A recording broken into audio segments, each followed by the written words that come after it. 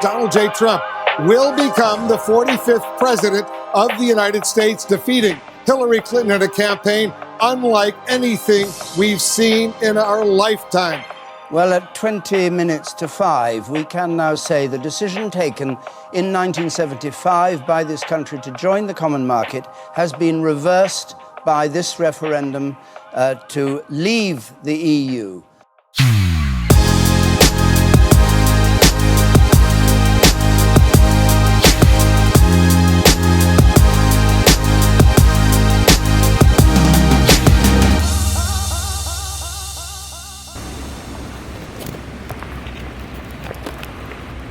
Good morning from Harvard Square in Cambridge, Massachusetts. I'm now on my way to talk to Peter Hall, who is a professor at the Center for European Studies at Harvard, about the causes of populism and what can be done to mitigate the danger populism poses in Western democracies.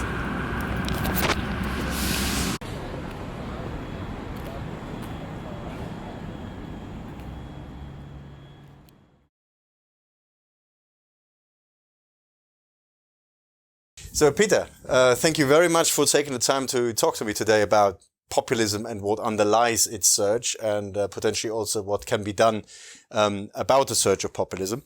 Let us get right into it. And many analyses of the rise of populism point to either economic or cultural reasons for the surge. But you've come up with a new framework based on subjective social status that seeks to integrate both dimensions into one approach. Could you explain to me how this actually works, and how do you combine, material economic circumstances, relative social status, and feelings of respect and disrespect into one integrated framework?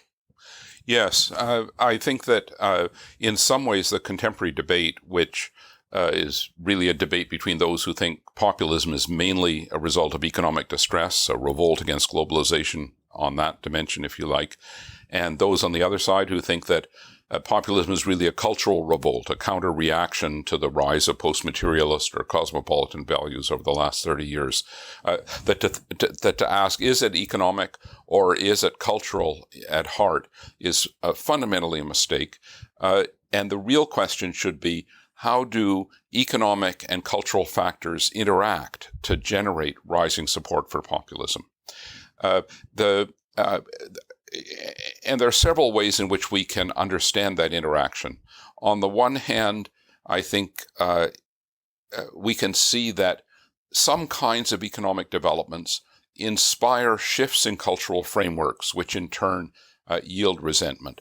So, for example, in past decades, it was often possible for a person to secure their own self-worth and their sense of social standing in society by telling themselves and showing others that they were hard workers, that they were responsible people.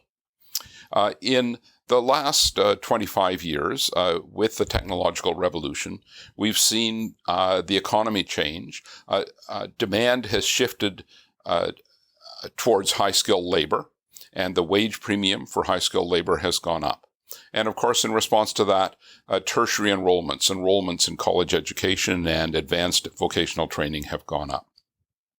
Well, this is a difficult economic challenge for people who don't have a college education or advanced vocational qualifications. But there's also a corresponding shift in cultural frameworks. In countries where tertiary enrollments have increased significantly, in some research I've been doing with Noam Gidron, who's a postdoctoral fellow at Princeton, we find that where college enrollments have increased the most, people who lack a college education are feeling more and more socially marginalized. So there's a way in which the cultural frames that we all live our lives through have shifted to attach, understandably, more value to more skills and more education. It's no longer enough to be a hard worker or a responsible person. You have to be entrepreneurial and skilled and polyvalent, if you like. Well, that's all well and good for those of us who are educated and maybe even polyvalent, but it's a real problem for people who don't have that kind of capacity or education. So that's a very good example of a way in which economic developments tied to technological change in this case have also shifted the dominant cultural frameworks in society in ways that make some people feel more and more remote from what is valued, from what is mainstream in society. There's another way in which shifting cultural frameworks, whose origins may lie beyond economics, also interact, if you like, with people's position in the economy. So, for instance, the last decades have seen, I think, a very prominent shift in the value that's attached to gender equality, to racial equality, for instance. And that's something I strongly approve of, and I think many, many people do. So for me, this makes the world a better place. But that's partly because I have significant social standing in the usual ways, via income, occupation, and education. But for people who don't have that kind of social esteem, social status that comes from higher incomes or better occupations or higher education, they have to worry a little bit about their social standing. They always have, and understandably, and many of them experience what is sometimes called fear of falling. The fear of falling down to the bottom of the social hierarchy. None of us want to be at the bottom of the class. None of us want to be seen as the worst student in the class, but we also don't want to be the worst person in our social class, if you like.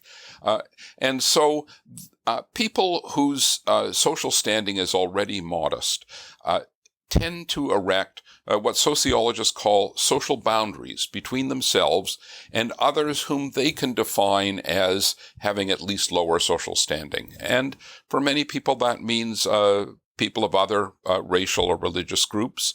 For some men, it means women. I may not have the world's greatest job, but at least I'm not a woman. So we might not approve of that particular view, but this means that as values that attach importance to gender equality and racial equality become central to discourse and central to the practices that we find in politics and in the workplace, these people feel threatened. So there's so there's a way. That's a second way in which, in this case, cultural frameworks that are shifting to attach more value to various kinds of equality have different kinds of effects. One kind of effect on you and me, perhaps, but another kind of effect on other groups of people. So I think that we need more research and a better understanding of how cultural developments and economic developments work together. And one way to think about that is to understand, as you've suggested, populism as a problem of social integration. And what I mean by that is that there's a way in which the contemporary social contract, which underlies all democracies, is fraying at the edges, if not broken. What is the social contract? Well, it's the sense that ordinary people have that defines allegiance to their nation and allegiance to their political regime on the grounds that, broadly speaking, that nation is providing them with what they deserve. It's ultimately about a kind of social justice. Do I have the kind of secure place in life, the kind of secure, recognized place in society? Do I have is the society according me sufficient respect? And I think that what we're seeing today is that because of these economic and cultural developments, increasing numbers of people are feeling that they're not being accorded that social respect. That's partly because they're having more difficulty feeding their families. They're having more difficulty securing the opportunities that they hoped for their children. But it's also because cultural frameworks have shifted, and the views of the mainstream elite now look very different than the views of ordinary people. So these people feel socially marginalized. And Noam Gidron and I have been able to measure this to some degree by looking at subjective social status, where people place themselves on a social ladder. And we find, for instance, that in 12 of the developed democracies, the subjective social status of men without a college education, which is the majority of the population, at least the male population, no longer report the same sense of self or social status respect that they felt or that their analogs reported 25 or 30 years ago. So there's a way in which so by seeing populism as a problem of social integration, we can understand it as an issue that occurs because some people feel left behind. And I think that's also what the ethnographic studies in France and Germany and the US show. Many people are drawn towards right populism in particular, but sometimes left populism, because they feel that they're no longer being recognized by their societies. They're no longer getting what they deserve as citizens of those societies.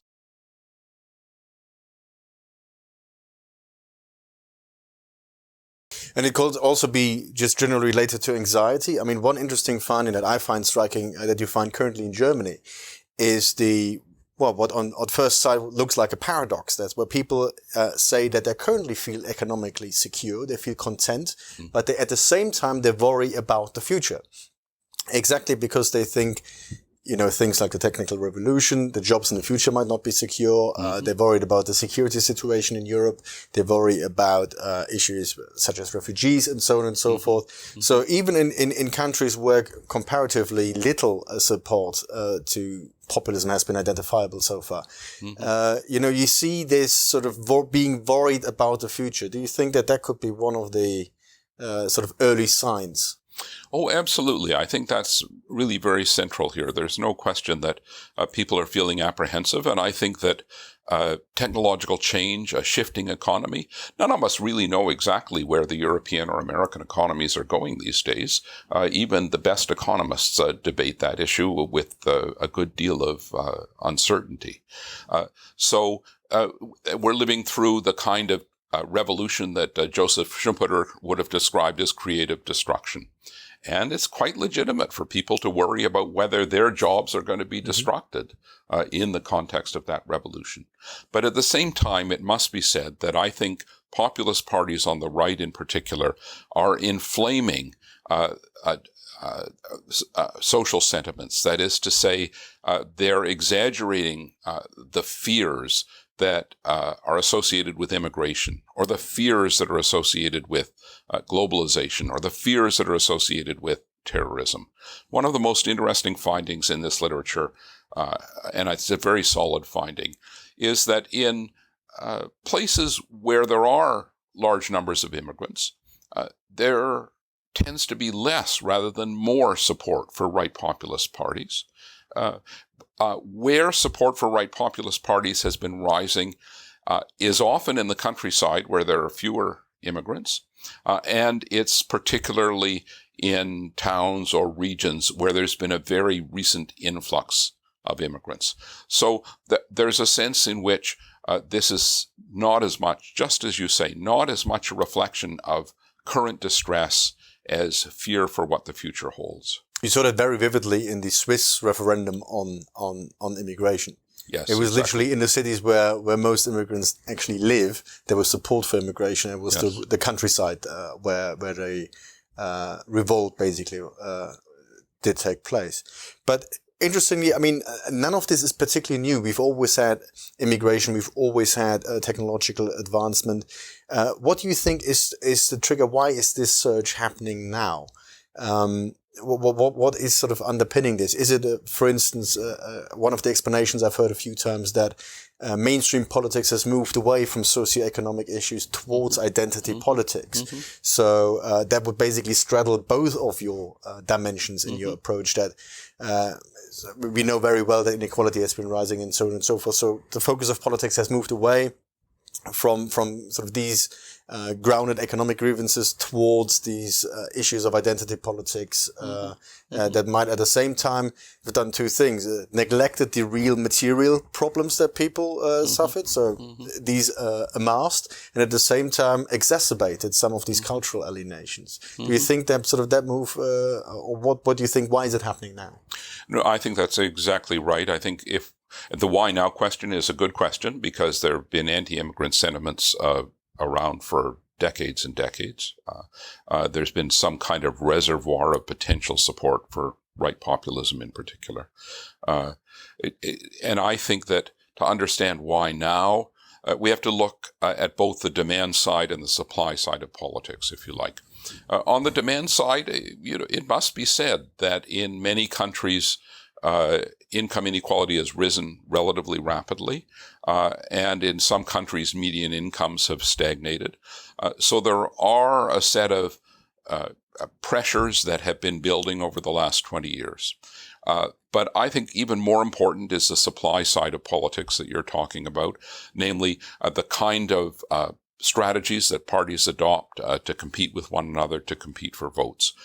And there, I agree with you and those who suggest that the convergence in the economic platforms of the mainstream center-left and center-right over the last 30 years on what are, broadly speaking, neoliberal policies have greatly increased the sense among many people that no one is really speaking for them, that whoever they vote for at the next election, they're going to end up with the same set of policies. And so I think that is a basis for support for something new, something different, the kind of things that populists sometimes offer.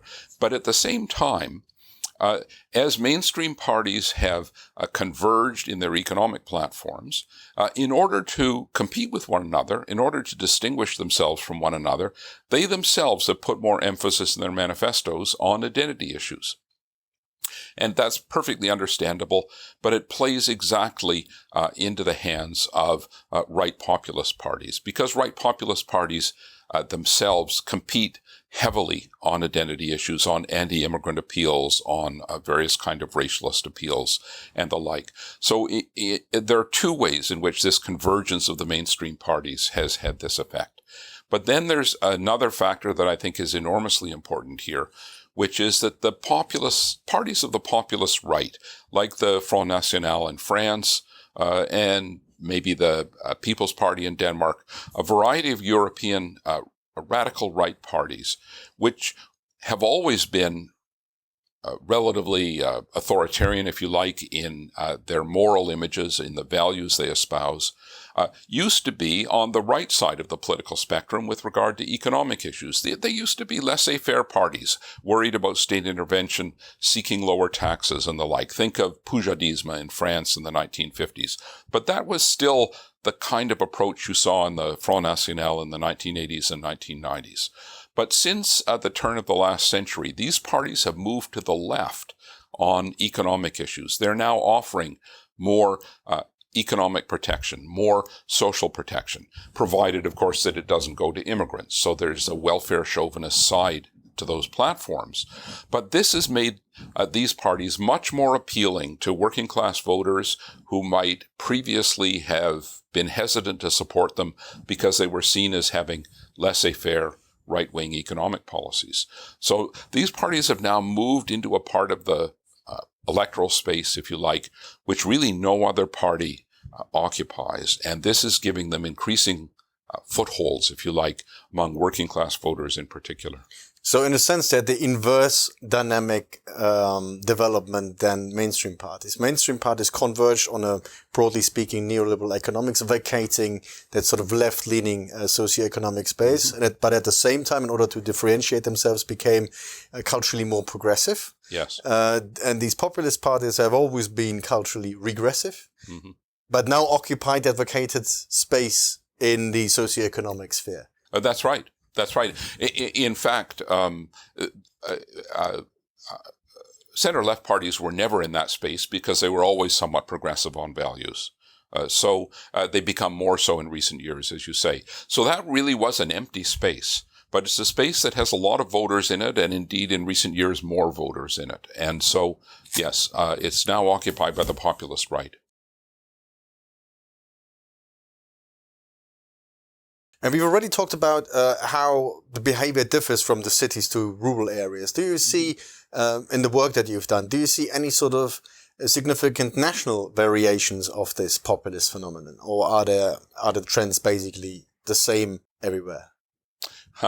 Well, as Tolstoy said that all families are unhappy, but each family is unhappy in its own way. Well, all nations are unhappy, but each nation is unhappy in its own way. And there are very significant variations in populism across countries. And of course, we see left populism attracting many more voters in Southern Europe and right populism attracting more voters in Northern Europe. There are people who explain that in terms of the kind of shocks, if you like, that these countries have experienced. My colleague Danny Roderick, for instance, argues that countries that experience an economic shock, as Southern Europe has in the context of the euro crisis, are more likely to develop strong left populist parties, while countries that experience an immigration shock of the sort that Germany has in recent years are more likely to develop right populist parties. I think there's probably something in that. And there are some differences between right populism in Eastern Europe and in Western Europe, for instance. But what strikes me is how similar right populist parties and their appeals are across Europe and across the Atlantic as well.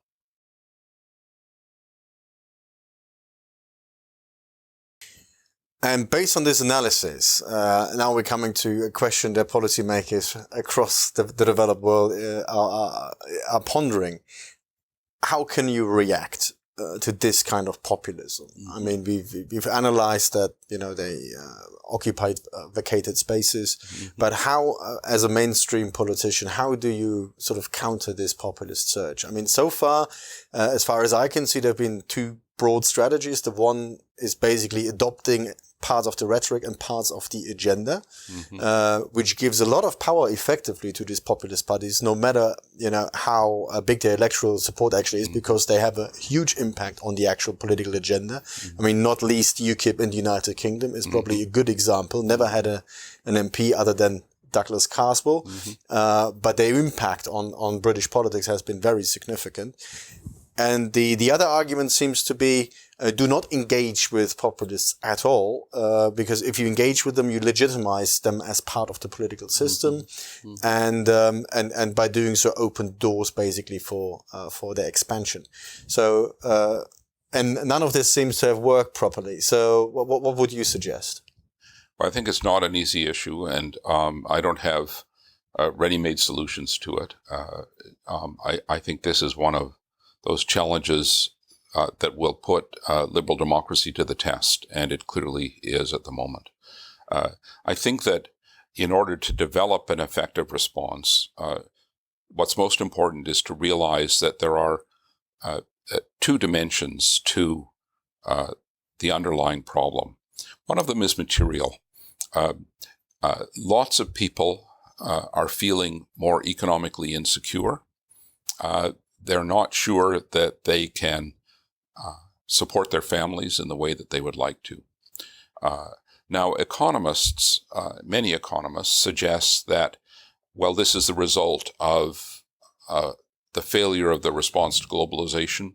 They said the classic economic formula is globalization helps most people, but it's important to compensate the losers. And so they argue that the response to populism has to involve more compensation for the losers. But I think there's something misleading in that. My sense from interviews and reading the ethnographic literature is that what many of these people want are not more social benefits. What they want are decent jobs and decent jobs that would give them a certain social standing in their community of the sort that they used to be able to expect. So there's a material challenge here, and it's a very, very difficult challenge. It's easy to argue that we need to provide more decent jobs. It's very hard to generate them, as Emmanuel Macron is likely to find out over the next couple of years. On the other hand, existing jobs in many cases can be made more decent. A living wage, better protections, better benefits that allow people to retrain or to move from one job to another. I think that there are actions that can be taken which vary to some extent across countries depending on the state of their political economy. But the other dimension, I think it's equally important to realize that the other dimension is really a dimension that has to do with moral visions. Right populist parties in particular are offering a particular kind of moral vision. It's a reprehensible moral vision, but at its heart is the claim that societies have become unfair. They're treating some people unfairly. Immigrants are getting more than they deserve, more than we're getting. People of other races or religions are getting something that we're not getting. We're not, in general, as I say, the social contract seems to be falling apart. And the only way to respond to that is with a creative politics which advances a new vision of social justice, one that suggests that everyone is part of a society and entitled to the opportunities for themselves and their children that society has long promised. Now, that, as I say, has something to do with delivering those opportunities, but there's no question that the moral vision is important. And I think that that's not going to be found by pandering to the anti-immigrant views of the populist right. And there's hope there, because if we compare the generations, we find that younger generations are much more acceptant of immigrants. They're much more interested in moving across national borders. They're much more supportive of human rights. And so I think that there is a platform within the younger generation that is a powerful place from which to argue against right populism in particular. I mean, one of the purest expressions of this right-wing populism has been Donald Trump. I mean, the slogan, "Make America Great Again," very clearly says the country is going in the wrong direction and will change course. The forgotten people will be forgotten no more. So directly playing into the sentiment that, we've been left behind. We've been falling down in relative terms in the social pecking order. And, you mentioned the moral mission is one of the key criteria for this moral mission to reconnect and try to reestablish that respect, that feeling of respect that people have seemingly lost. Yes, I think that's right. Now, like everything else here, that's easier said than done.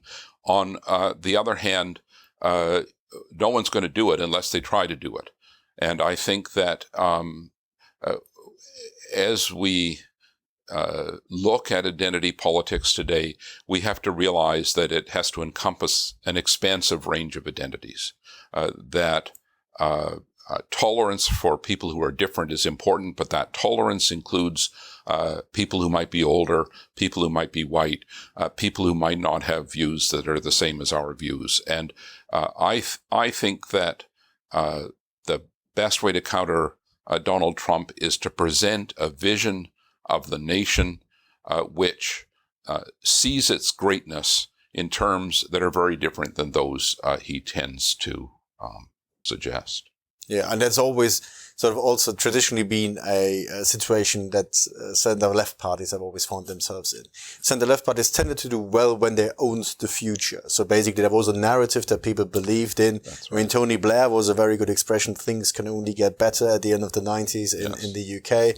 So when people have faith in the future and believe things are moving in the right direction, that used to be the circumstances in which social democratic parties or center progressive parties have traditionally done well, but at the same time, they've really suffered when this is not the case. And there's plenty of evidence across the developed world that progressive parties are in a very tight spot.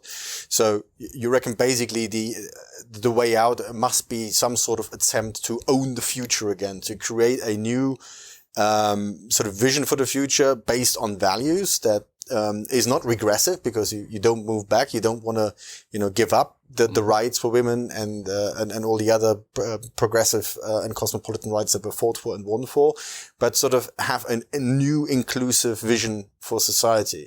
Is that really the mission, what you have to come up with? Well, redefine the future. Well, I think that's absolutely right.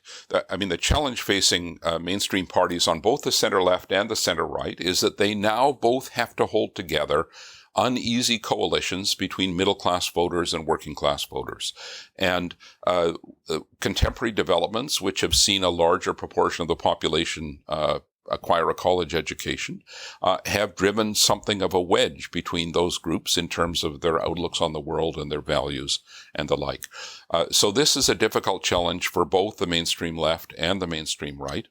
On the mainstream left, social democratic parties, the center left, as you know, at the moment, the debate is really couched in terms of two alternatives. One is the alternative represented by Jeremy Corbyn or Bernie Sanders in this country, something that moves a little closer to a left populism.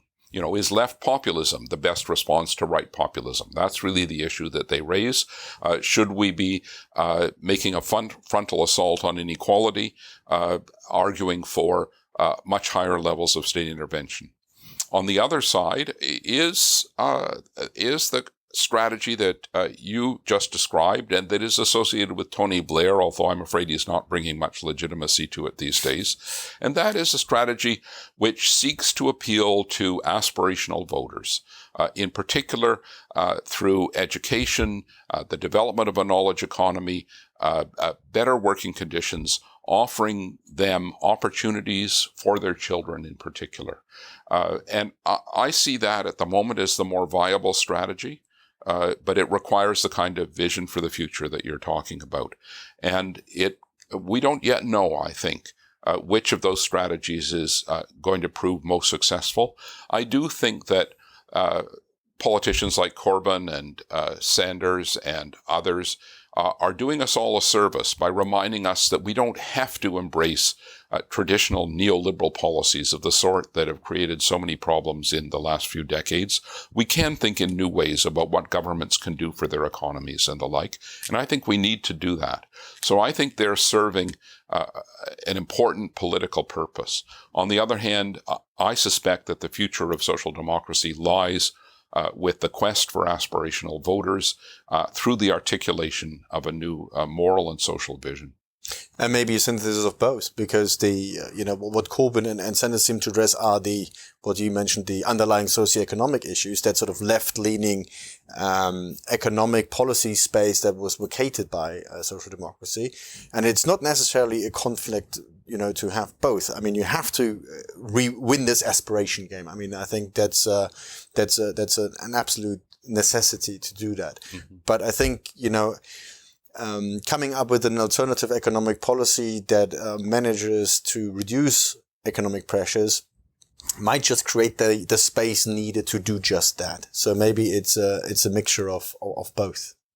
I think that's right. And let's hope the European economy continues to improve and enlarge the space for precisely that. Let's keep the fingers crossed and hope for the best. Peter, thank you very much. You're very welcome.